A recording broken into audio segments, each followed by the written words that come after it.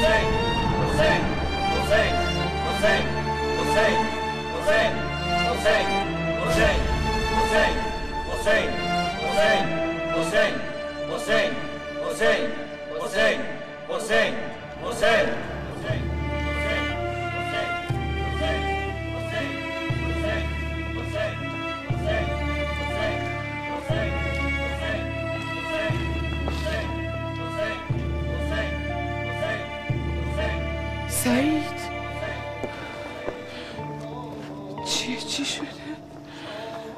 شاهرخ اینجاست. صداها رو میشنوی؟ به حرمت این دستم روش بلند نکردم. نجا بمونه. سعید کجا؟ باید برم ولی تو بمون. بذار منم باهات. گفتم تو بمون.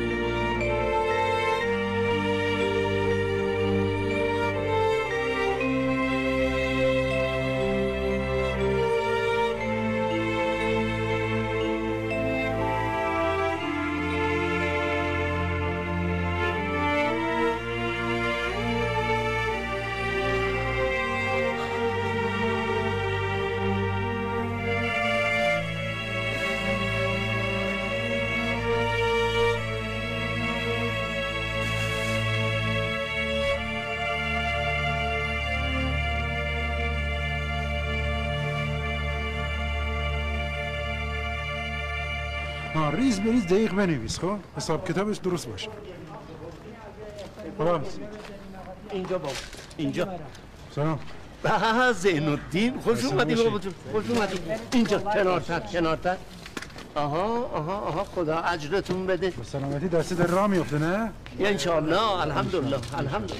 این سجاده نیدی شما؟ چرا همینجا بود؟ زین الدین بابا جون میخواستم ازت خواهش کنم که چند تا گوسفند نظر هیئت اینجا شده در اولین فرصت سهم آسایشگاه رو ببری که میخوان برای تاسوعا قربونی کنن بابا. چشم. ببین حواست باشه سعید رو حتما با خودت ببر، لازمه. باش مثل هر سال اگه خودتونم میومدی بد نبودم. من فعلا کار دارم بابا جون، منم خواهم اومد. شما برید من دنبالتون میام. آره من برم این سجاد رو پیدا کنم. بیا بابا جون بیا کار دارم.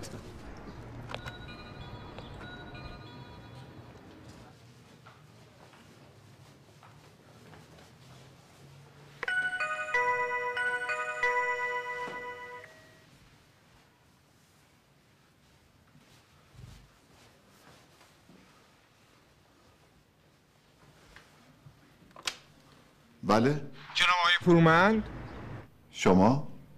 از اداره آگاهی دایره جنایی اومدم. چند لحظه تشریف بیارید دم در. الان خدمتتون میرسم.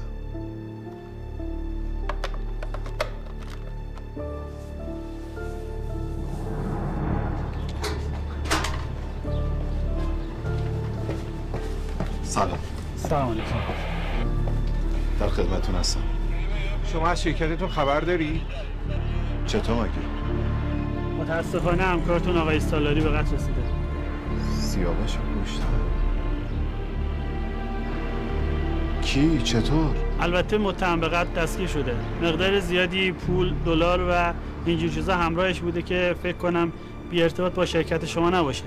یکی دوتا هم سند مربوط به ساخت پاساژ بینشون بوده. پس چکای من کی این کارو کرده؟ جنازه‌اش حوالی تهران پیدا شده. با توجه به مدارکی که داخل ماشین بوده و شهادت شاهد عینی قد توسط پیمان سالاری انجام شده.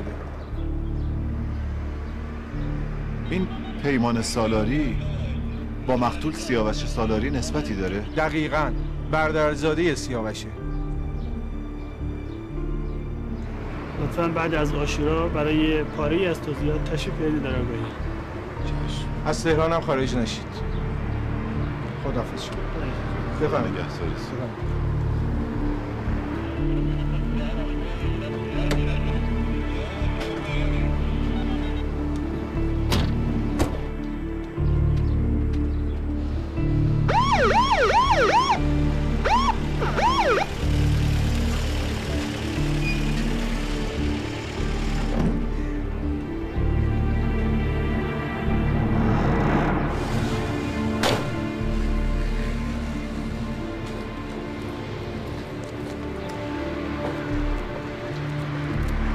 سلام. سلام. خوبی؟ نه مثل اینکه بازم ردیف نیستی، خرابت کردن. بریم. کجا؟ بیا الان بهت میگم.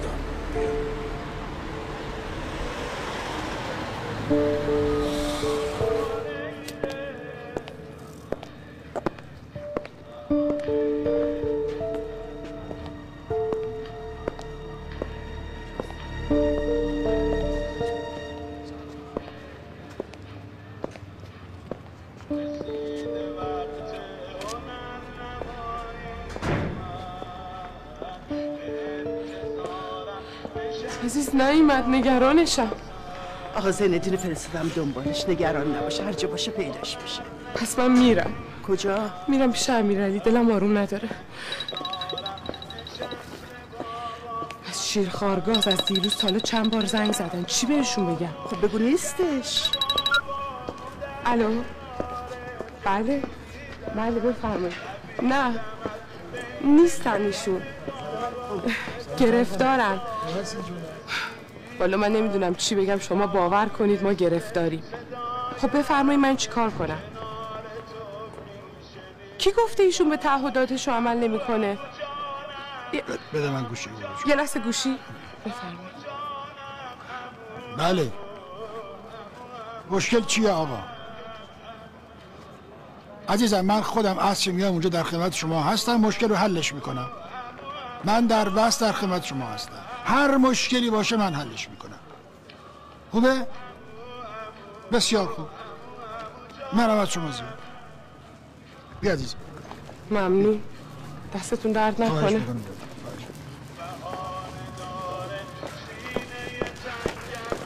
عزیز این گوشی رو بدین سعید، حداقل از حالش با خبر میشه. با اجازهتون من برم. خدا مواظب خودت. برو به سلامت. با اجازهتون ببخشید. به سلامت سعادت خانم.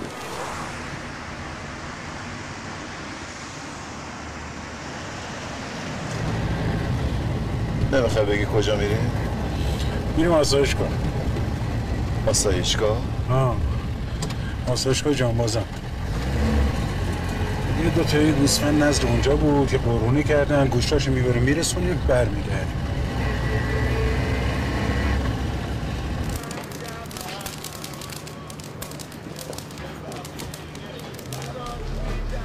سلام.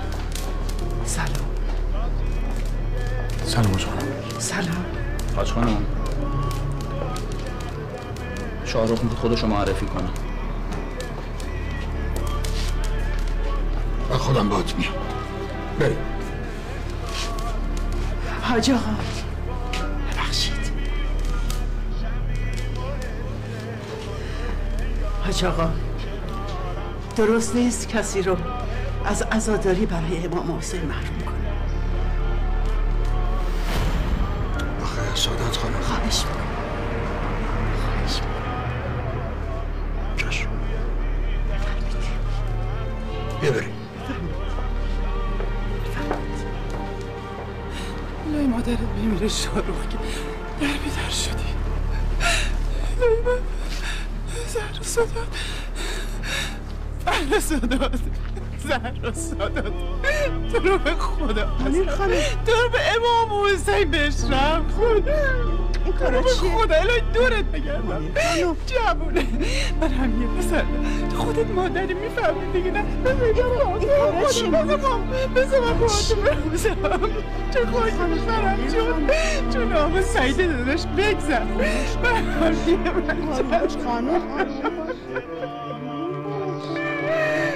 کن ببرم کن باشه باش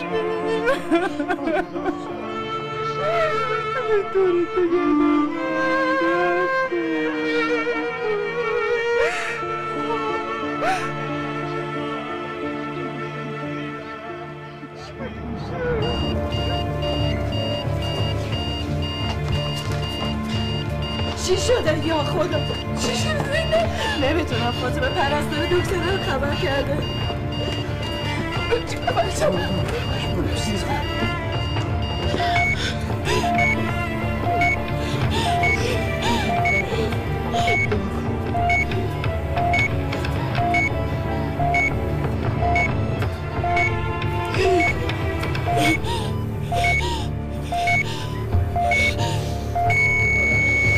قبله من رفتم. ناصر جون، من یه تو که با خدمت حاجی میرم بیرون و برمیگردم. مواظب تکیه باش.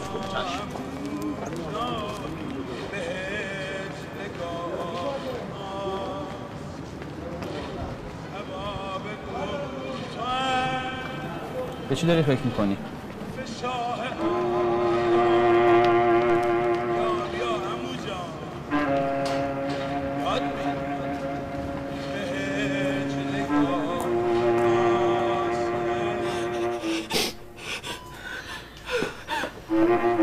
آقای دکتر بگی چی شده؟ من طاقتشو دارم. متاسفانه خانم پسر شما در وضعیت خوبی به سر نمیبره. من و تیم پزشکی هر کاری از دستمون بر اومد براش انجام دادیم. از اینجا به بعد دیگه از اون بالایی بخواید. یعنی دیگه؟ یعنی از ما دیگه کاری بر نمیاد. ماها همه وسیله ایم. همه چیز دست خداست. ممکنه به یه محرکی که براش خیلی مهمه واکنش نشون بده. البته 1 در 1000. من منظورتون رو نمیفهمم. مثلا لالایی یا هر چیز دیگه‌ای که بیشتر بهش علاقه نشون میداده براش انجام بده. قرآن با اجازه. قرآن فاطمه جون ببرم قربونت.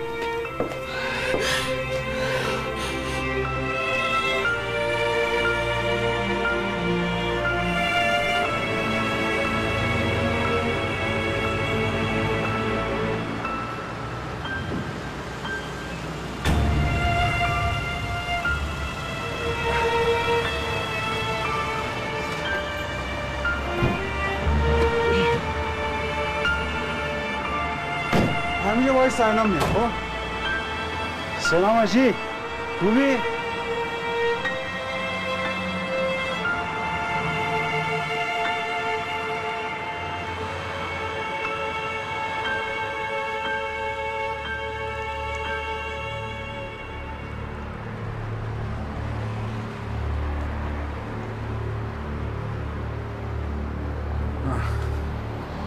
اجرتون با قربان حسین.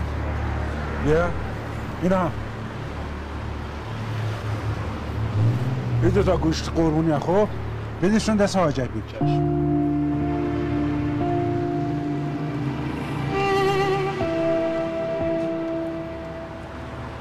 متاعا لكم ولأنعامكم فإذا جاءت الصاخة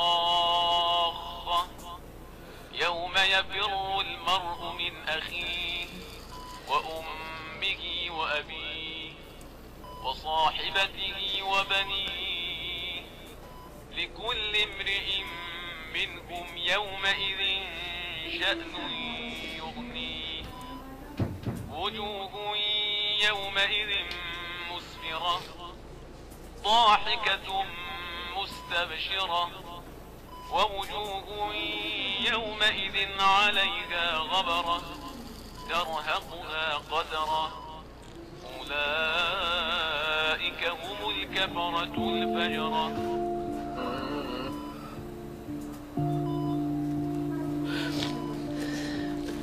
یادت امیرعلی وقتی تو شکمم بود هر وقت براش قرآن میخوندم دیگه لگد نمیزد، آروم میشد. آره بمیرم واسش. امیرعلی عاشق قرآن خوندن بود.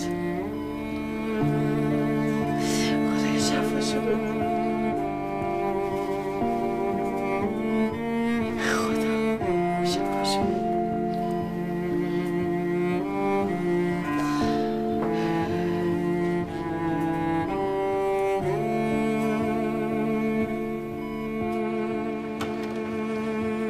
سلام آشهران. سلام جناب نعیم مخلصی. حال خوب آقا؟ خوبی؟ چاکریم. عزیزمی. رفیق ما حسین. سلام. خوش اومدید. چاکریم. خوب هستی؟ ما حسین. خوبی. آقا سعید خادم الحسین. سلام حاج مرتضی. چطوری؟ خوبی؟ زینالدین گل خوبی خوش آمدید. بازم گل گذاشته روی سینه. عزیزم چطوری خوبی؟ سلامتی؟ حاجمت این رفیق ما سعیده. خادم الحسین. سیمش وصله ها. خوبی؟ الحمدلله. سلام شما خوبی؟ سلامت بشی. قربانشون سلام. چشم ما رو دور دید باز اومد مختونه زد نه؟ ببینه سر و سر میذاره. ما از طرفی ازت معذرت اشکال نداریم. ببینیم عجبه چه روحیه‌ای داره؟ ماشاءالله ماشاءالله. یعنی اگر که یک لحظه اینا امیدشون از دست میدادن یعنی دیگه هیچ. خود میدونه چی به سرمون میومد.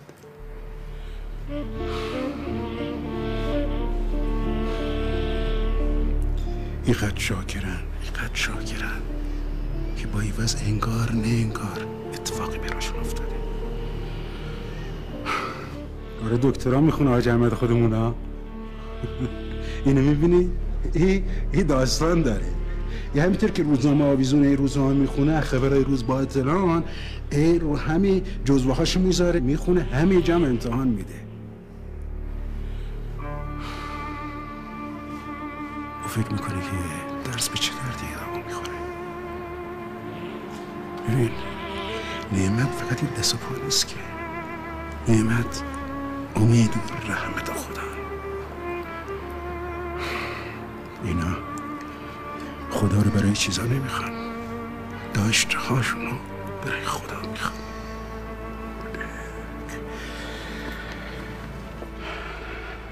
خیلی مخلصی. قربان شما سلامت بشی. کی اومد موهاتو شونه کرد؟ یه چونه هم زدم موهاشو. نذاشتم ما بیام شونه بزنم که. شونه تو کشاورز بزن. از شما داد نکنم. چاکرتی. امشب شب عاشوران میخوام بریم جای همه تون سینه بزنم. انشاءالله جا هم سینه بزنم. عزیزمی هیچ که مثل تو سینش بست نی. امتحانتو پس دادی. خدا میکنید محتاجیم. ما هم رفتیم دعا کنیم. بگی کجا؟ میبینی؟ یه گفتم سیمش وصله خودش یه جایی گم و گور کنه. اینو گذاشتم اینجا دنبالش نگرد. برم دنبالی بگردم. فرمانده های عزیز چاکریم. ما هنوز خدمتگزاریم ها. خداحافظ. خداحافظ. شما رو یادتون نره. بسم الله الرحمن الرحیم. عبس وتولى أن جاءه الأعمى وما يدريك لعله يزكى أو يذكر فتنفعه الذكرى أما من استغنى فأنت له تصدى وما عليك ألا يزكى وأما من جاءك يسعى وهو يخشى فأنت عنه تلهى كلا إنها تذكرة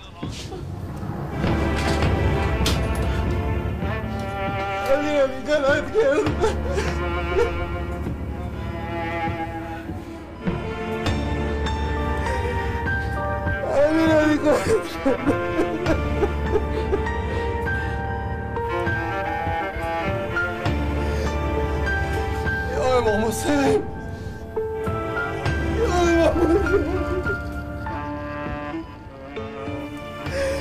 خودت نجاتش بده تا آخر اینجا چی کار میکنید آقا؟ بفرمایید بیرون لطفا. لباس مخصوص سرتون کنید. بفرمایید آقا. بفرمایید بیرون. آقا بفرمایید بیرون.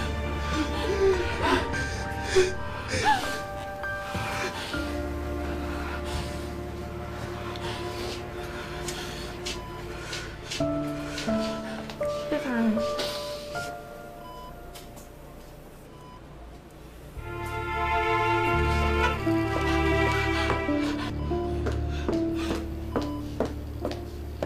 ممکنه امیرعلی هیچ وقت چشاشو باز نکنه، ولی امیدوارم تو چشات باز بشه.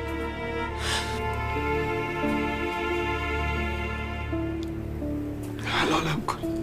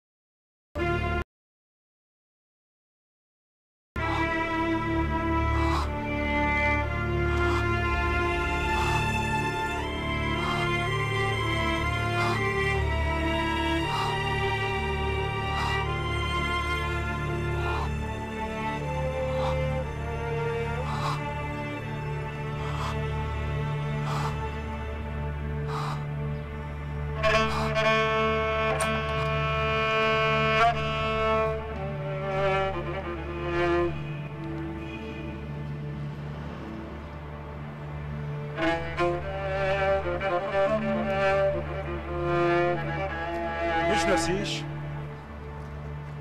سید یحیی، سالار جبهه ها، عاشق شهادت. چطور سید؟ چیه باز محرم شد؟ داخلت خراب شد؟ سید یحیی محرم ها که میشه میاد اینجا میشینه، هوایی میشه، میگه دست پای ما در مقابل چیزایی که امام حسین برای دینش داد هیچی نی. سید یحیی، سید پرستم، پرستم بیا.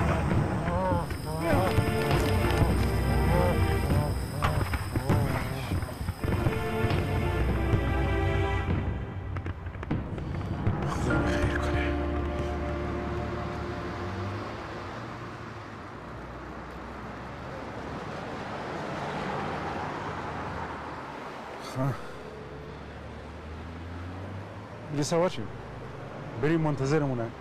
میخوام یکم تنها باشم، وقتشه یکم قدم بزنم.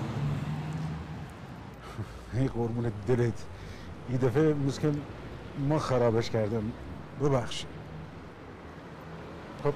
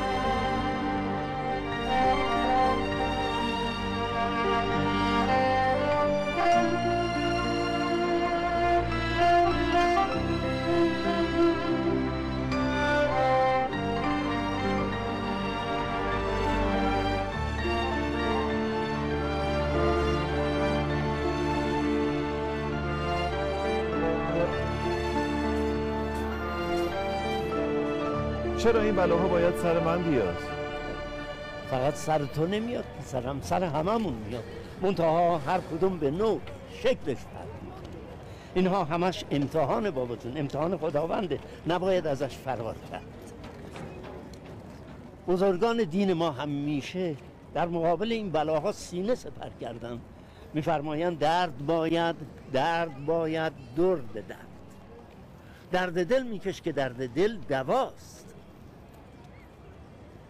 این چه دواییه کبله‌ای که باعث عذاب ما میشه، زندگیمونو به هم میریزه. من تحمل این دوا رو ندارم کبله‌ای. نمیتونم بایستم و ببینم امیرعلی یه پسرم داره جلو چشم پرپر میشه. اشکال کار ما همینجاست پسرم. برای اینکه ما بچه‌مون و عزیزانمون رو از خدا بیشتر دوست داریم. خداوند غیوره، میفرماید قلب المؤمن عرش الرحمن. یک دل جای دو دلبر نیست. برای همین خداوند میخواد تمام علقه ها رو از دلمون خالی کنه، خودش اونجا تکیه بزنه پسرم. حالا ببینم با این ادعاهات خدا رو بیشتر دوست داری یا بچت رو؟ به من بگو. خب مسلمه که خداوند رو دوست دارم، ولی پسرم هم دوست دارم کبلایی. خب به همین خاطر نماز میخونم، روزه میگیرم، عبادت خداوند رو به جا میارم. باریکلا باریکلا پسرم، باریکلا. نماز میخونم، روزه میگیرم. چه نمازی چه روزه ای بابا؟ خداوند به نماز و روزه ما احتیاجی نداره. ما نماز میخونیم برای اینکه حوری و غلمان و نهر عسل نصیبمون بشه. داریم مزدوری میکنیم، سنگ خودمون رو به سینه میزنیم پسرم. محض رضای خدا که نماز نمیخونیم. ولی خداوند خودش میفرماید که عبادت منو به جا بیارین تا بهشت و جایگاه شما قرار بدم. درسته پسرم، ولی شرایطی داره. این شرایط یک کمی مشکله. باید این شرایط رو درست انجام بدیم. حتی بزرگان دین هم پسرم از انجام این نالیدن. میفرمایند مراد من ز نماز آن بود که پنهانی حدیث درد فراق تو با تو بگذارم، وگر آنچه نماز بود که من با تو مدام روح به محراب و دل به بازارم. حالا بگو ببینم تو کدوم یکی از این ابیات رو انجام میدی؟ نمیدونم کبلایی، من گیج شدم. پسرم امیر علی رو بسپر به خدا و اینقدر جوششون نزن و اطرافیانت هم ناراحت نکن بابا جون. خداوند امیر علی رو از تو خانواده‌ات من بیشتر دوست دارم، برای اینکه عاشقش بوده خلقش کرده، وگرنه خلقش نمیکرد. نمیدونم چی کار باید بکنم کبلایی، تو کمکم کن. حالا شد بسپرش امیرعلی رو به دکتر، خودت بیا تکیه و کارهای تکیه رو انجام بده و اونجا رو اداره کن. خدمت به خلق الله بکن پسرم، برای اینکه خدمت به خلق الله خدمت به خداست. آره بابا جون. چشم کبلایی، میام، ولی اول یه سری کارهای نیمه تموم دارم که باید اونا رو انجام بدم، بعدش میام. که چی کار کنی؟ شاهرخو بکشی، بعد که راحت شدی و آروم شدی بیای تکیه رو اداره بکنی ها؟ آره کبلایی، آره. شاهرخ باید بمیره تا درد دل من آروم بگیره. پسرم مگه میشه آدم رو کشت؟ مگه تو خلقش کردی؟ مگه تو بهش جون دادی که جونشو بگیری؟ من این حرفا حالیم نیست کبلایی، من باید ناکارش کنم. بفرمایید میخوای گناه کبیره مرتکب بشی و قتل نفس کنی ها؟ عزیزم اینها همه حیله های نفسه. نفس را 700 سر است و هر سری از ثریا تا تحت الثری، اینها همه اغوای شیطانه. میگین چی کار کنم؟ از همه یه خطایاش چشم پوشی کنم؟ آدمایی رو که بهشون کمک میکردم بر علیه من شورونده، هر بلایی رو که دلش خواست سرم آورد، ولی الان بچه‌مو انداخته گوشه بیمارستان کبلایی. ازش نمیگذرم، ولش نمیکنم کبلایی. پسرم تو رهاش کن، بسپرش به مسئولین امر، رحم کن، ببخشش تا خدا به تو رحم کنه و ببخشه. پسرت رو به تو ببخشه، هرچه زودتر بهت برگردونه. پسرم عاشق ز بلا اگر گریزد، در مکتب عشق بی‌وفایی است. مبتلای بلای بالایی، هر بلایی که هست از اون بالاست. من باید برم تکیه پسرم، اونها به من احتیاج دارن. فعلا خدا حافظ. خدا نگهدار کبلایی.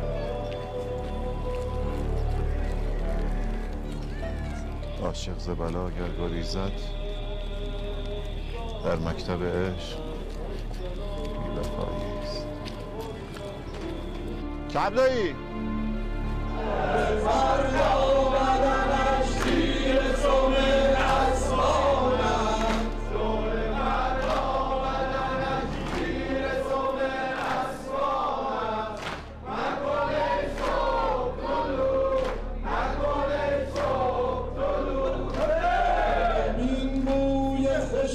روزه جان می آید، یارم این بود جان می آید یارم این نور صفات از چه مکان می آید مکن ای صبح طلوع مکن ای صبح طلوع امشبی را شهدی امشبی را شهدی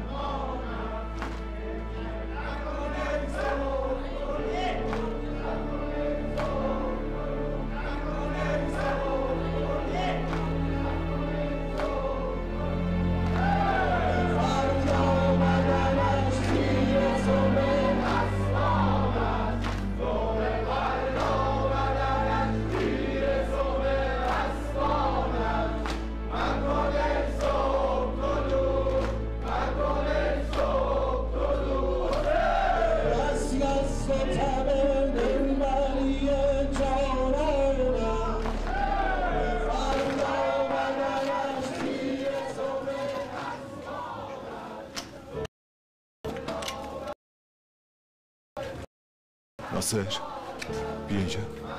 جانم آقا. شاهرخ الان از در اومد بیرون ولی نمیبینمش. نمیدونی کجا رفت؟ آقا قرار بود به خودشو معرفی بکنه.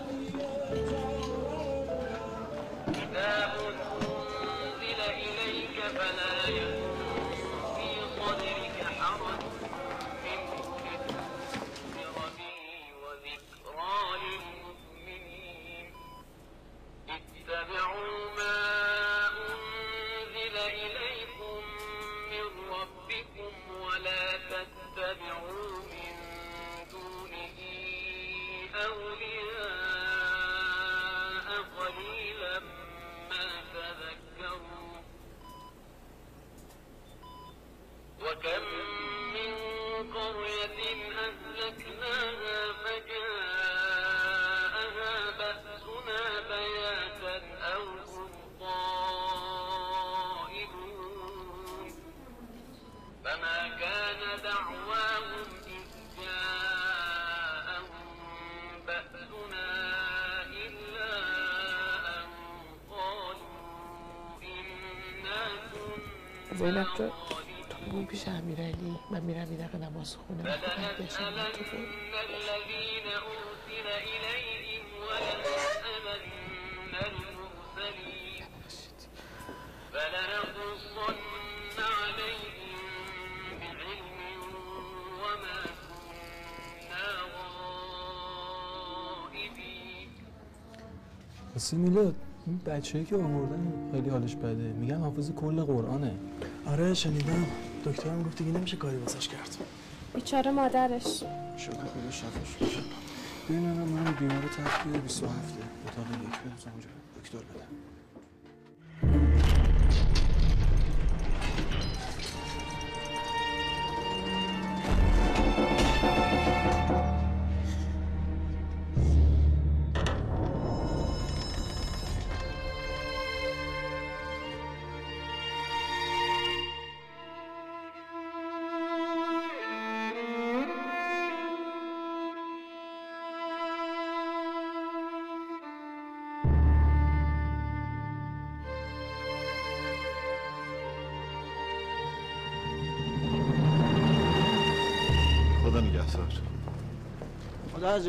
خدا نگهدارتون. به خدا میسپارم. خدا نگهدارتون. دور جون آقا سعید شارو خوب ببخشید. من دورتون بگم. چی بگم؟ سلام حسین. سلام علیکم. خوبی؟ حاج آبادزاده. خواهش میکنم. خوبی شما؟ عزیزم حاج آباد. سعید جان، حاج اسدالله رو دریا. برو به خاطر خدا رضایت بده. پسر شاهرخ و به امام حسین ببخش. انشالله امام حسین هم کمک میکنه. پسرت نجات پیدا میکنه. موفق باشی عزیزم. خدا نگهدار. خدا حافظ. خدا. سعید جان ببخش بابا. پدر خدا بیامرزت هر سال همینجا ما میستاد و با صدای بلند میگفت ایها الناس بیاین حسینی باشیم. رفتار آقا امام حسین رو پیشه خودمون کنیم. برای همینی که این شبا دور هم جمع میشیم. ببخش پسرم. ببخش. چطوری شد اینطوری شد؟ من اصلا قربونت برم. یه لحظه صبر کن، من یه چیز به سعید بدم.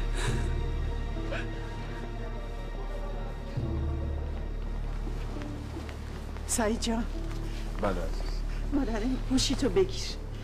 فقط اگه فاطمه جان زنگ زد حتما باش حرف بزن. خیلی نگرانت بود. چشم عزیز جون. خداحافظ. خدا نگهدار.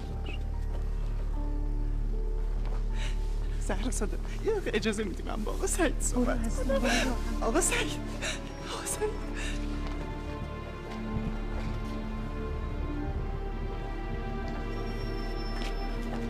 حاجی اسدالله یه کمی صبر کن بابا.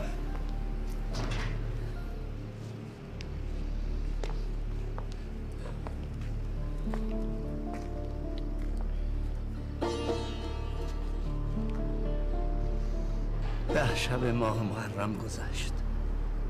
یه شب بیشتر نمونده تا اینکه این تکیه رو ببندیم و بره برای سال دیگه. ولی من دلم نمیخواد که حلال نکرده کسی پاشو از این در بیرون بزنه. این چند شب هممون اینجا جمع شدیم تا برای اماممون حسین ابن علی عزاداری کنیم. ولی اگه ندونسته باشیم که هدف حسین از شهادت چیه و اونو درک نکرده باشیم، این سینه زدن، نوح خوندن، عزاداری کردن بیفایده است. حسین به گریه و زاری ما احتیاجی نداره. اون همه چیز خودش رو، حتی جگرگوشه 6 ماهه خودش رو به خاطر خدا داد تا انسانیت رو به من و شما یاد بده. حسین رو میخواد. رو بابا جون. حسین از همه چیز خودش، از عهد و عیال خودش در راه خدا گذشت. اما ما به خاطر مسائل دنیوی خودمون یک سر و سوزن حاضر نیستیم گذشت داشته باشیم. این رسم عزاداری. میفرمایند نفس را 700 سر است و هر سری از ثریاز تا تحت سری ما اسیر نفس خودمون شدیم. از خدا بخوایم که نجاتمون بده تا بتونیم حسینی بشیم. قبله دعا کن ما بتونیم حسینی باشیم انشالله. یا حسین. بریم منیر.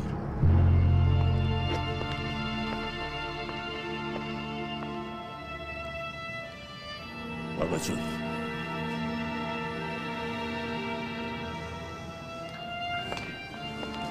حاج اسدالله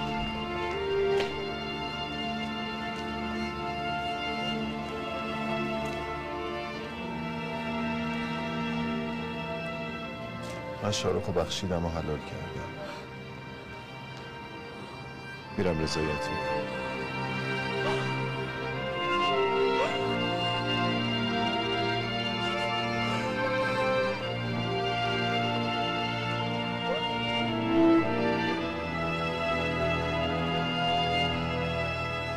ممنون پسرم، ممنون.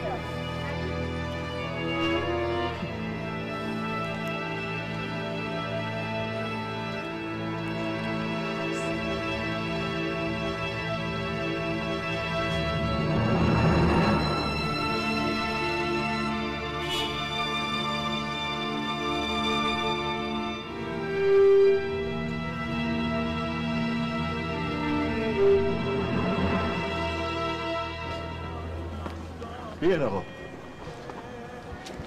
بیاین جلو، بیاین جلو. خوبه همینجا؟ محمد جون تبلیغ چهارم بگو بیارن. پشت سر اینا بایستن. سلام. سلام علیکم. قوت. سلام آقای پورمن. سلام آقا. اینا به نمایندگی از همه بچه‌های شیرخوارگاه اومدن تا هم از شما تشکر کنن و هم تو دسته عزاداریتون شرکت کنن.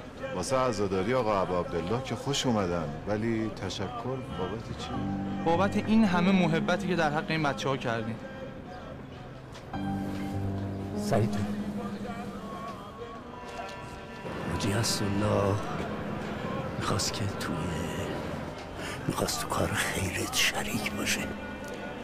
با هم دیگه روز تاسوعا رفتیم تا این مشکل مالی بچه‌های شیرخوارگاه حل کنه و حل شد. بیا برو دستشو ببوس بابا جون. بیا برو تشکر کن. آره بسید.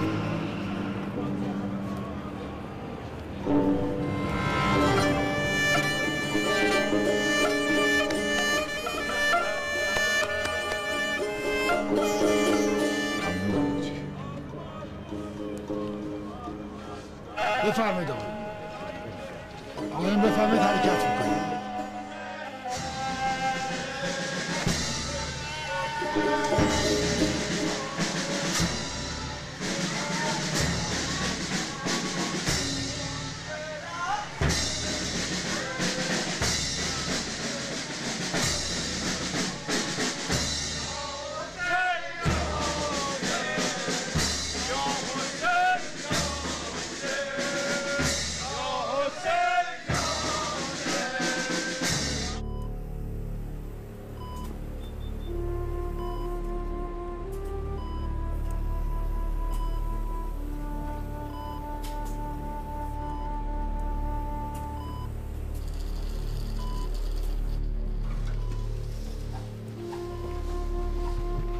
سلام.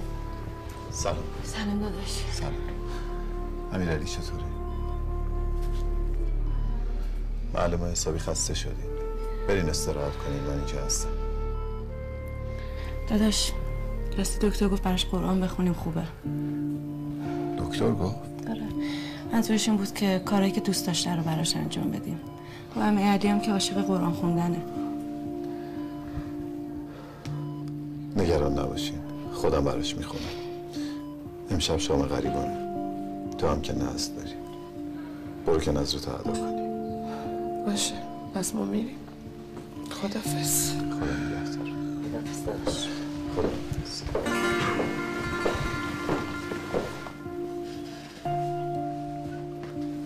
حالا پسرم چطوره؟ متاسفانه همونه، تغییری نکرده.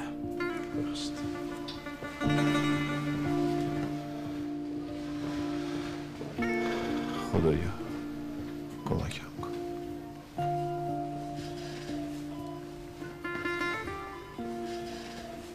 امشب یتیمان حسین، امشب یتیمان حسین از دید گریانن، شام غریبانن، شام غریبانن، دلها پریشانن، شام غریبانن، دلها پریشانن. امشب ز جور عشقیا، امشب ز جور عشقیا زینب مریم خانم پسر مامین خانم نیست؟ چرا خودشه؟ آقا سعید وثیقه گذاشته فعلا با قید ضمانت آزاد شده.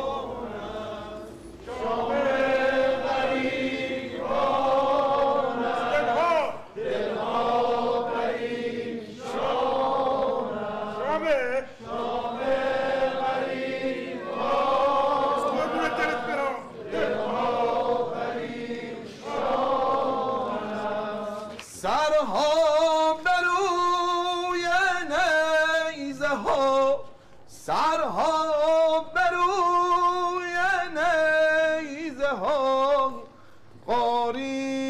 قرآن است شام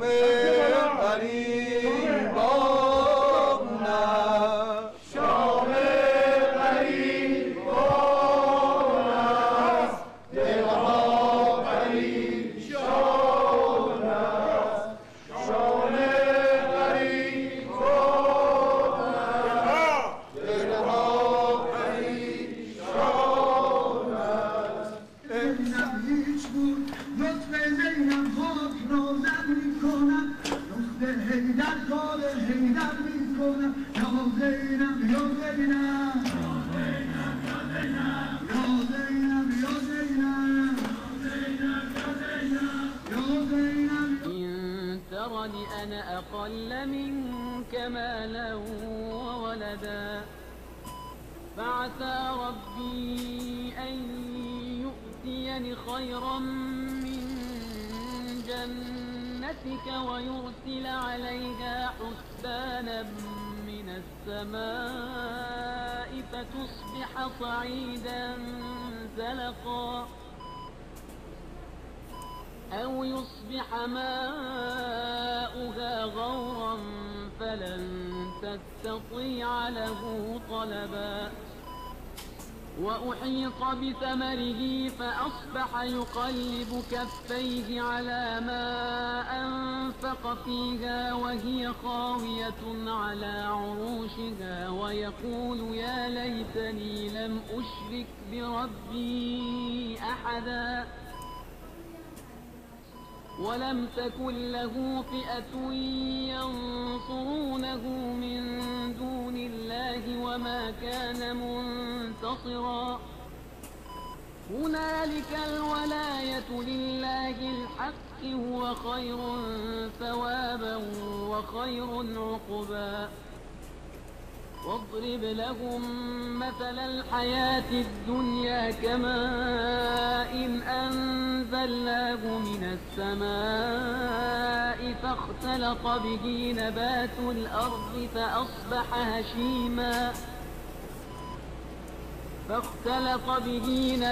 الأرض فأصبح هشيما تذروه الرياح وكان الله على كل شيء مقتدرا المال والبنون زينة الحياة الدنيا والباقيات الصالحات خير عند ربك ثوابا وخير أملا ويوم نسير الجبال وترى الأرض بارزة وحشرناهم فلم نغادر منهم أحدا وعرضوا على ربك صفا لقد جئتمونا كما خلقناكم أول مرة بل زعمتم أن لن نجعل لكم موعدا خدایا شکر خدایا شکر